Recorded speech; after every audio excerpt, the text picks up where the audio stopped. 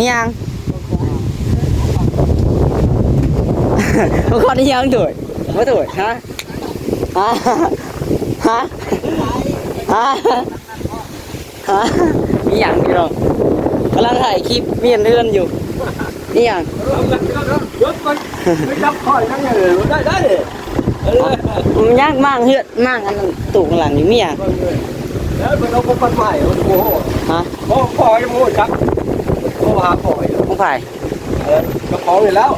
ฟ้องหลุดเลยแล้วเนี่ยมาเอาเลยแล้วต้องฟันมาให้เสื้อไผ่โอ้โหก็เสื้อไผ่เนี่ยเนาะ จะไพ่ไพ่จะไพ่ไพ่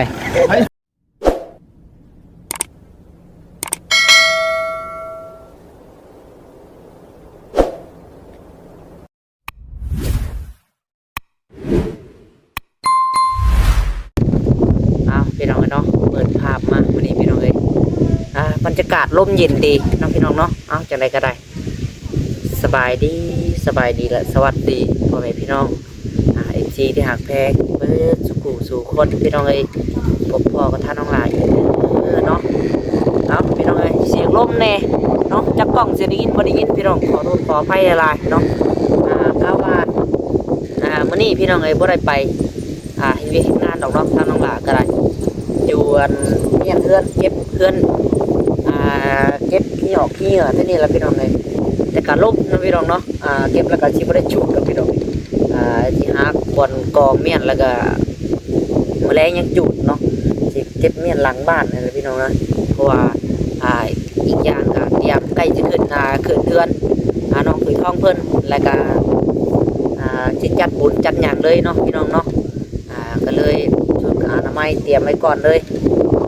แล้วก็ก่อนอื่นพี่น้องเลยโอ้ยเนาะลบก่อนอื่นก็ได้เพื่อนน้องหลายเองนี่แหละพี่น้องเลยก็ว่าน้องหลายซื้อสีมาทาพี่น้องเลยเนาะเอาน้องหลายอีกแบบสีซื้อสีมาทาก็เป็นเงินของท่านน้องหลายเองนะพี่น้องเนาะจิตโตอยู่พี่น้องเลยซื้อสีอันร่องพื้นมาทาแล้วก็สีแท้ก็ยังมีอยู่พี่น้องสีแท้ยังมีเครื่องทานเนาะแต่สีทาถั่วเบิ่งทรงสีถั่วอยู่หรอกพี่น้องเลยถั่วเนาะเพราะว่าสิเอามาทาเติมอีกพี่น้องเลยเพราะว่ามีครูหลายคนมาเนาะบ้านเรือนซ่านพี่น้องเลยเรือนเจ้าของมันยังไม่ได้ออกกันอยู่พี่น้องเลยน้องหลาก็เลยคิดวางแผนออกเลยแต่ใดก็ได้เนาะสิชวนกันซื้อสีมาทาพี่น้องเลยแล้วก็อนามัยเบิดสุกบอลเนาะทุกแก่ทั้งมุมไปขี้หยอกขี้เหงื่อพี่น้องเลยสิเก็บเบิดเนาะเก็บอนามัยเพราะว่าเป็นยังเพราะว่าคืออนามัยไว้แท้พี่น้องเลยเนาะเพราะว่าอีกอย่างเขาก็ต้องการเกี่ยไว้ก่อนก่อนอื่นก็ใกล้สิมาฮอดต่อตัวนี้แหละพี่น้องเลยตัวมันไว้ตัวมันหน้าก่อนก็ได้เนาะขึ้นเฮือนน้องถือทองนี่แหละพี่น้องเลยขึ้นเฮือนน้องถือทองเพื่อนพี่น้องเนาะแต่บุหัวจะเป็นมือใดวันนี้ก็ว่าทางบอจิตเป็นว่าที่เข้ามาหาอยู่เนาะเป็นว่าที่ขึ้นเรื่องชามตัดมือหลัดยามขึ้นมือใดเป็นมือดีมืองามเนาะเป็นไรก็ได้เดี๋ยวไปเบิ้งน้ำกันพี่น้องในบรรยากาศเนาะพี่น้องไอ้เนาะเด็กเปิดภาพมาน้องสีทองกำลังเก็บกวาดอยู่หน้าเฮือนน้องลาเองนี่แหละพี่น้องเลยเฮือนน้องสีทองกับอนามัยแล้วพี่น้องเลยน้องสีทองเพิ่นอยู่เมื่อวานในเบิดมือเนาะทางน้องลาบ่ได้อยู่มื้อนี้ได้ถือโอกาสอยู่พี่น้องมื้อนี้เพราะว่าทางผู้หลักผู้ใหญ่เพิ่นก็มอบหมายมาอยู่งานก็ได้ยังประธานได้ขึ้นไปเทื่อพี่น้องเลยเนาะกาว่าให้จะเพิ่นผู้แหละพี่น้องหาเวลาว่างๆเนาะสิขึ้นไปซื้ออันนี้พี่น้องบรรพับให้เพิ่นเนาะบรรพับให้ทางประสงค์แล้วก็มีหลายอย่างอยู่พี่น้องไว้จะใช่เนาะจะกาบ่เว้าดีกว่าให้ที่รอเบิ่งรอรุ่นพี่น้องเลยทั้งนั้นก็จะได้หับอีกอย่างแน่เข้ามาเพิ่มเติมเนาะจังใดก็ได้ไปกำลังเก็บกวาดอยู่ทางนี้เนาะเก็บทางนี้แล้วก็ส่วนการทำให้หลังบ้านนี่แหละพี่น้องเลยเป็นกระตอกกระตูบเท่านี้เนาะเก็บทางเบิดแหละพี่น้องเลยไปเดี๋ยวน้องลาขออนุญาตตัวนี้แหละพี่น้องเลยตัวสำคัญกับน้องลาชิมมั่งตัวนี้เอาก่อนเนาะมั่งเก็บกวาดเท่านี้แหละนี่มันยังหกมันยังอยู่พี่น้องเลยหัวเฮือนก็ยังพอแล้วสิได้ ดี๋ยวไปไม่เดี๋ยวไปเนาะไปจังไรก็เดี๋ยวลุยนึงกันเดี๋ยวน้องดาขออนุญาตพี่น้องไปเตรียมคือมือมาก่อนใช่แหละพี่น้องให้มันล้มเนาะจักทงหยอกยางเปลี่ยนของผิวมาแต่ทางใดพี่น้องเลยเต็มอยู่เดี๋ยวน้องดาชิมางตัวนี้แหละพี่น้องเลยก่อนนะมาหลังจากมั่งพามั่งแล้วแล้วก็สีปัดกวาดทางยา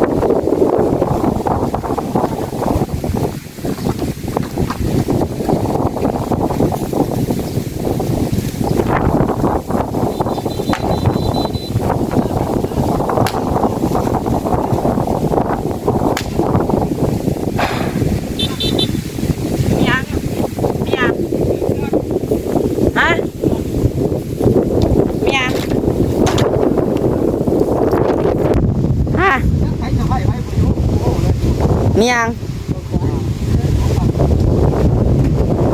บางคนนี่ยังtuổiไม่tuổiฮะฮะฮะฮะฮะมียังพี่น้องกำลังถ่ายคลิปเมียนเลื่อนอยู่นี่ยังไม่จับคอยนั่นเลยได้เลยมันยากมากเฮือดมากอันนั้นตู่ข้างหลังนี่มียังแล้วมันเอาไปปัดใหม่โอ้โห ฮะ พอยังโม่จักโม่หาพออยู่ ของไผ่ เจ้าของเลยแล้วฟ้องรถแล้วเนี่ยกระบะเขาเดี๋ยวแล้วกองพันมาให้เสื้อไผ่โอ้โหก็เสื้อไผ่เนาะ จะไผ่ไผ่ เนาะ จะไผ่ไผ่ ให้ซื้อน้องหลาบ่น้องหลาหนึ่งน้องยัง ฮะ ท้องท้องกล้วยท้องกล้วยท้องให้กล้วยท้องกับผู้ใดโอ้จักไม่ชื่อมีบางคนมาให้เด็กผมพูดกับเป็นเสื้อไผ่เนาะเอาบริหูพ่อผู้ใดซื้อให้นะโอ้โหดีเลยบริหูแก้ไหมลุงนี่จุดหนึ่งบริหูเนาะหูแม่อ้อยอีกวะ โอ้จักโยแมวไอ้ แม่อ้อย แมวไอ้ แม่อ้อยจากออสเตรเลีย อ้าว เห็นว่าลูกหักเป็นบ่มีแนวนั่งเห็นเลือนใหม่แล้วบ่มีบอลนั่งเลยซื้อโต๊ะหินมาเซอร์ไพรส์ อ๋อเอาให้เท่านี้ แมน เอาแล้ว น้องลาชุดหนึ่งน้องถวยทองชุดหนึ่งแล้วอ่ะนี่แล้วเนาะวางไว้เนาะแมนครบเลยเอาแล้วเอา เอาคิดเราพ่อเอิ้นไปช่างได้หาลงงงเลยมันกี่บ่ฮู้ได้ โอ้ให้แม่เบิ่งน้ำเด้อคลิปเด้อ โดย ลงแล้วผู้ชายคลิปที่บ้านเด้อ เอาแล้วบาดนี้เอาไว้ว่าไรแม่เอ้างงอยู่เลยยังบ่จักซ้ำพี่น้องกำลังสิเมียนเฮือนโดย บอกเด้อเซอร์ไพรส์เนาะ บ่ฮู้อีหลีได้กำลังสิเมียนเฮือนอนามัยเฮือนอยู่อนามัยหลังบ้านนี่มันหก นี่ว่าโทรหาต่างแก้วเด้อว่าให้เพิ่นเพื่อนคอยไปไสว่ะ ยังใครจะทางนี้มื้อนี้บ่ได้ไปเฮ็ดเวียกมื้อนี้กันไปเวียกก็สิบ่พอแล้ว ผมก็มาเป็นเปลี่ยนไปมาส่งว่าตอนเสียงปากคนนะ เคยสร้างน้ำอยู่แต่ปีก่อนมันเนาะ แมน โตัวดินพอแล้วพี่น้องไอ้บาทนี่ไม่ยังด้วยหูจ้าฮะหูบ่ด้วยหูกำลังชวนกันอนามัยอีพอเอิญมาเอิกมันยังอีกวะ ข่าวถ่ายเรื่องจะสุดเลยว่าบอก ฮะ เนาะต้องถ่ายเรื่องเนาะถนนตัวถ่ายสมองหนึ่ง อ๋อเป็นชั่วโมงกู ถ่ายปั๊บเด้อถ่ายสมองหนึ่งเด้อ เอาเลยปั๊บจากไหนทางนี้ก็ยังบ่ฮู้จะไปเอาเงินเด้อจ้ะโดยโอ้ยพี่น้องเนาะแนวงงแท้บาทนี่อ่า แล้วจะทำไปก็ได้สิเอามาอาบน้ำได้บันได้นี่ก็เบื้องนี้จับพื้นเอาตีนมันต่ำลงป้าไหน เอามาแล้วเอาไปนี่แหละ เจ้าเว้ยโอ้ย4 คนก็ยัง หมูจักแนวลงเลยเนาะเคยลงเลย 4 คนก็ยังบ่จังแนวลงวางใช่เอาห่มเนี่ยห่มโอ้ยบัดโบไปจอดบ่ให้ไปจอดห่ม เอาแล้วอย่ามาหมักหามเลยรอนะจ้ะเอาไว้แม่จะลดนะโอ้ยหาไม่ด้วยหาน้ำพอนะเอาโดนแล้วบุรีฮะเห็นนี่พอเอิญมาคิดว่าเอิญไปชวนไปเรียกได้คิดว่าต้องพอเอิญชวนไปเรียกได้เหมือนกันฮะโยกไปบุงงเนาะไปอยู่จักเลยเอาแล้วพี่น้องถึงเสือไฟแล้ว คุณทองสีซ้ำๆเด้อ ฮะ เอาต้องลาเอาสีนี้ โดย คุณทองเอาสีนี้ เพิ่นเลือกสีให้เรียบร้อยเนาะ คุณทองหรือถวยทอง ถ้วย ถวยทองโอ้ถวยทองเอาไปเงินถวยทองนี่นี่นะ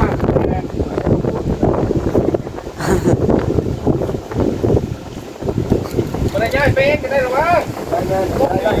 ได้เอาไว้นี่ก็ได้เดี๋ยวตอนแรกเดี๋ยวหมูปูมา แล้วนี่จับแบบนี้เด้อมือหนึ่งจับนี่มือหนึ่งจับนี่นักไหนไปลงเชียงกันดู ธรรมดายี่หรอกตัวไปตั้งโต๊ะบุญนะหามได้ยี่หรอก นี่ว่ามึงมันว่าผ่านว่ะ โอ้ยเดี๋ยวเนาะ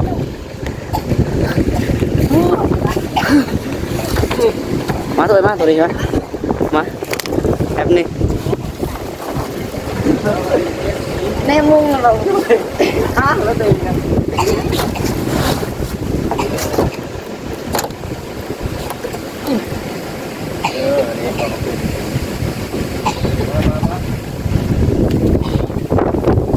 ดีทางนี้กับประสบถ่ายงานเลยพี่น้องเอ้ยเนาะกำลังถ่ายงานอยู่ ทั้งซ้อนทั้งรถเลย ล้มมารีรอพี่น้องพอดีมันเนี่ยตั้งกล้องจนสิบยูเลยรถผ่านกล้องไป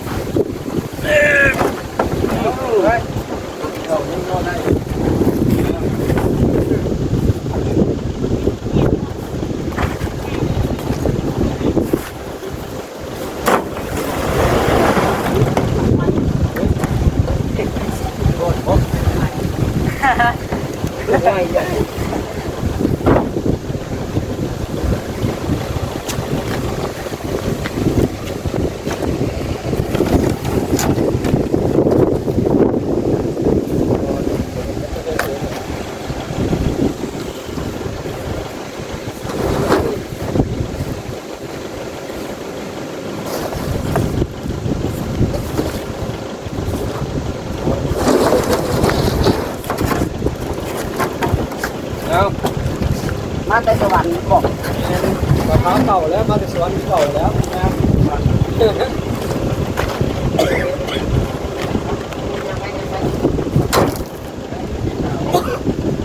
เอาพวกมีโรคมันไม่ได้ยังย้ายไปอยู่นี่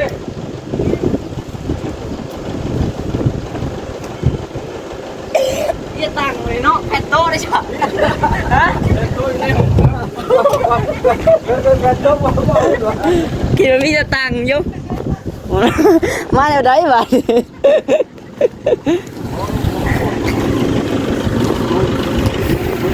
พอเพิ่นเอาเข้าไปในบ่พอว่าต้อง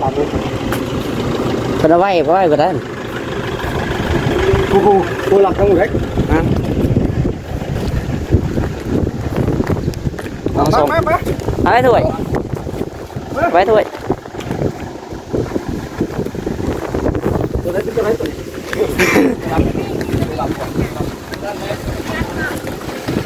ตัวรับเออ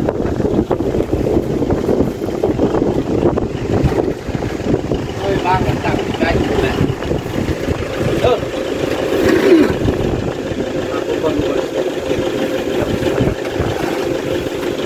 เอาไปเลยง่ายช่วยกันเด้อหามันกันเด้อ ไงอันหนึงđấy โอ้พี่rồi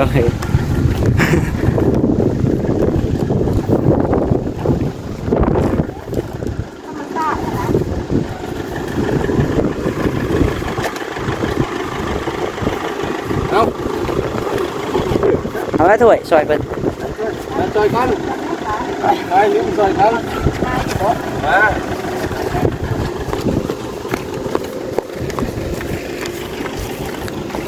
ปาดแล้วดิ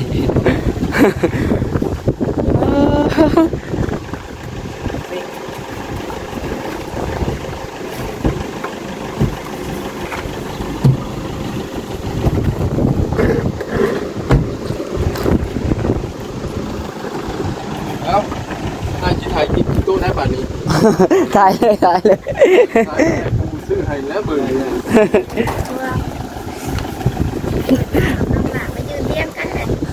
คนก็จะได้คลิปคือกันเนาะแบบนึงจาก เวลานี้ก็ของที่ลูกค้าสั่งเอามาเป็นชุดไม้เลยเนาะบ้านพุทธสว่างเนาะที่บ้านของน้องข่อยทองเลยน้องลาเนาะเป็นน้องข่อยทองเนาะนี่เป็นน้องลาไหนสบายดีเนาะไม่ได้ไหนผู้อยู่ว่าสิมีคนซื้อของมาให้นี่ หูแล้ว บ่ฮู้เนาะ คิดว่าทางพอเพิ่นเอิ้นไปเรียกครับ โอ้ มีรถมาตอนนี้ตอนนี้ มีคนโทรหาพ่อเนาะแท้ๆโทรหาให้เพิ่นอยู่เรือนเพื่อหับของเนาะเวลามาส่งเนาะอันนี้ก็แม่นของเสื้อผ้าจากแม่อ้อยเด้อ โอ้ย เพิ่นเอาลงบอดเดียวเรื่องจากวานมาแล้วเพิ่นถามย้ำไปเองเพิ่นก็บอกเป็นสงสัยเนาะวันกันคนละสุดคนละของขวัญจากแม่อ้อยเพิ่นเสื้อผ้าเนาะจากออสเตรเลียเนาะ อยู่ดีไม่แห้งเลยความเจ็บไว้ได้ความไข่บ่อยมีแม่ปรารถนาสิ่งใดขอให้แม่ได้ดังทุกใจปรารถนาเลยแม่มาให้ลูกมาเองขอกลับคืนไปหาแม่ห้อยเท่ากันเท่าเดิมขอบใจเลยได้คือกันอยู่ดีไม่แห้ง ขอบใจเพิ่นบอกแม่อ้อยเด้อเนาะ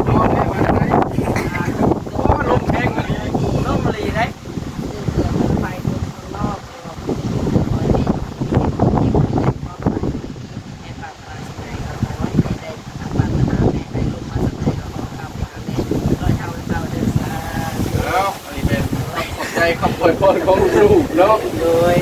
ลงคนเบิ่งว่าคือคุณบาดเป็นยูทูบเบอร์ได้คนเคยโตเอาถ่ายทุกคนโอ้ยมันยังเป็นวิดีโอ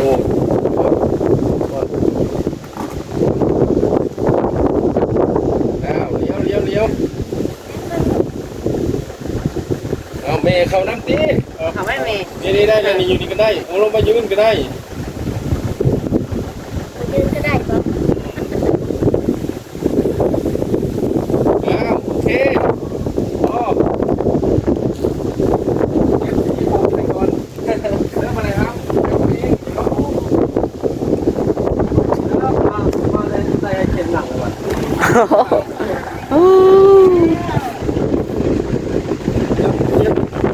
เราจะได้ข้าวบาท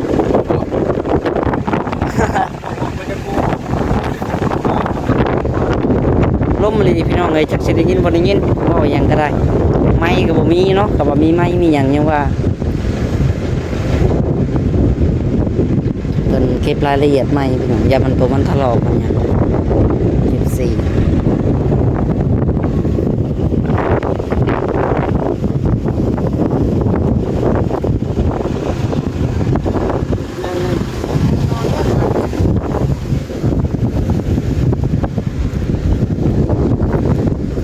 เอาพากันถามเอาเอง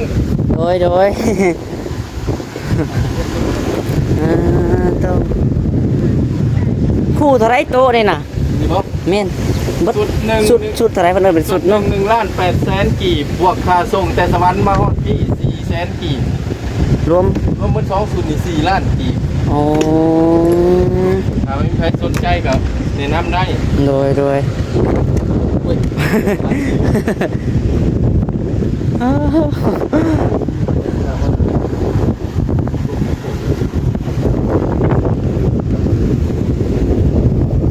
สนใจก็ถามซื้อถามหาได้เด้อห้างสวรรค์เขต โดย แล้วบ่นี่ แม่น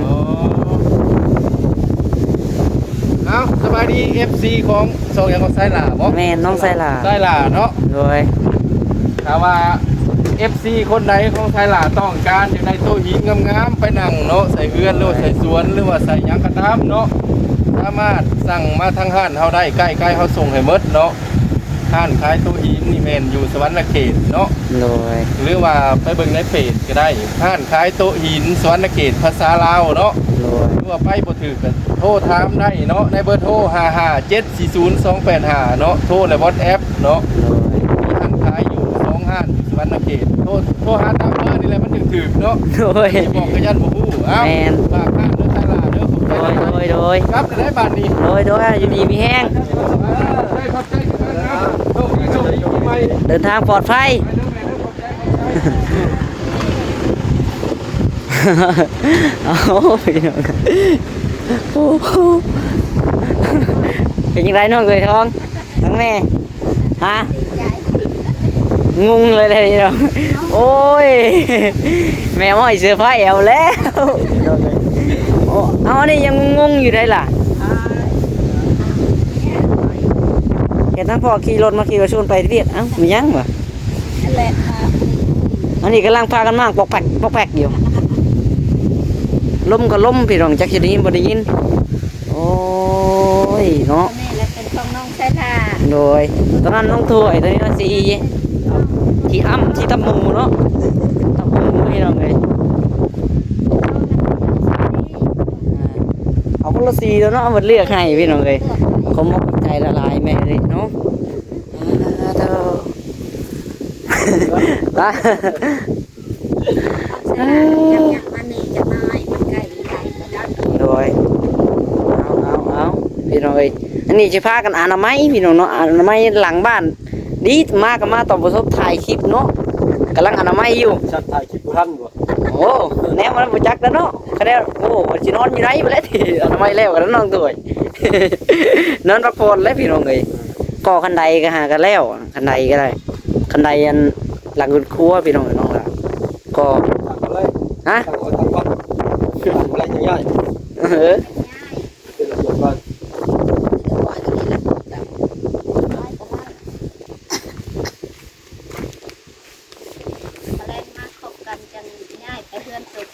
โดย ตลาดกันยับมานี่อีก มันจังหามไหวเนาะน้องถั่วได้จากกะว่าชี้ไว้บางใดน้องถั่ว หน้าบ้าน หน้าบ้านแล้วเนาะ เจ้าไปเลย โดยน้องหลาชิวเอาไว้แถวๆนี้ล่ะพี่น้องเลยตอนเช้านั่งได้เนาะตอนจำนี่ก็นั่งได้เลยพี่น้องเลยเขาว่าตอนแรกนี่นั่งได้คือกันเนาะตอนแรกก็นั่งได้พี่น้องเลย หักแดดเนาะ พี่น้องเลยเอาจังไรก็ขอขอบใจหลายๆเด้อแต่ไม่เอาอีกเด้อเนาะอยู่ดีมีแฮงพี่น้องเลยต้องบุคิดว่าจะถึงเซอร์ไพรส์ได้ อันนี้ไงเอ้าเพิ่นมาส่งฟิตบอลว่าจังไรนี่ถ้าพ่อก็ฮู้อยู่บ่ฮะแม่นบ่เนาะบ่แม่นหลักคุยกันลึกก่อนจะมาเช่าหนูจักเนาะทางแม่อ้อยเพิ่น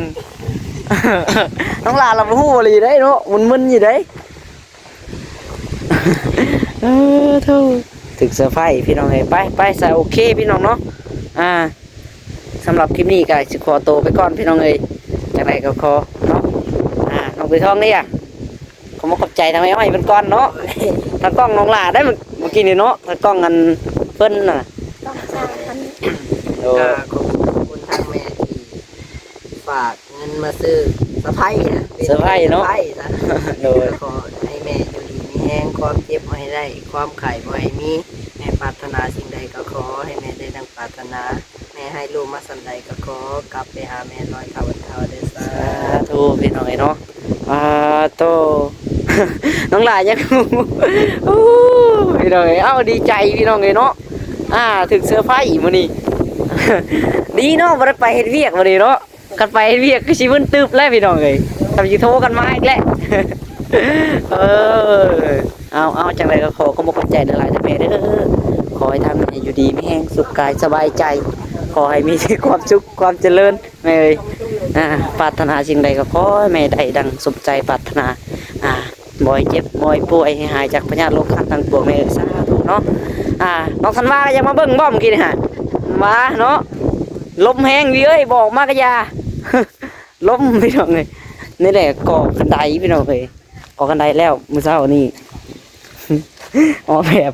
สิเอาเห็ดบนรถขึ้นพี่น้องมันจังสบายเนาะก่อกันไดแล้วก็ชวนอนามัยบัดนี้ปะจบคลิปเลยก็น้องหลายอนามัยต่อเลยจ้ะพี่น้องเลยเนาะบัดนี้มันยังหกเหืออยู่ต้องเอาจังไดก็อยู่ดีมีแห้งพี่น้องเลยเอาสบายดีพี่น้องบ๊ายบาย